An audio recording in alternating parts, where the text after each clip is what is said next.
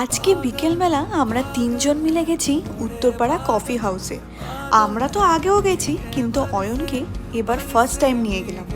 আগে এনাদের নিচে একটা স্পেস ছিল, সেটা বন্ধ করে এখন রুফটপই আছে। আর অপূর্ব সুন্দরভাবে সাজানো, ওখানে লাইটিংটা বেশ ভালো। আমরা কি কি নিয়েছিলাম তোমাদের একবার বলে দিই। ফিশ ফিঙ্গার, তার সাথে ছিল golden fried prawn, crispy chicken আর হোয়াইট সস পাস্তা। এর সাথে আমরা তিনটে ডিফারেন্ট শেক নিয়েছিলাম, একটা স্ট্রবেরি শেক, একটা ব্রাউনি শেক আর একটা পিনাকোলাডা।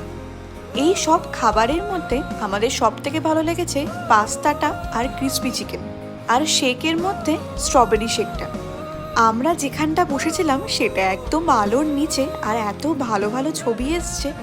এখানে একটা ছোট্ট কর্নার ছিল, এরকম একটা দোলনা লাগানো, যেখানে তোমরা বসে ছবি বা ভিডিও করতে পারো।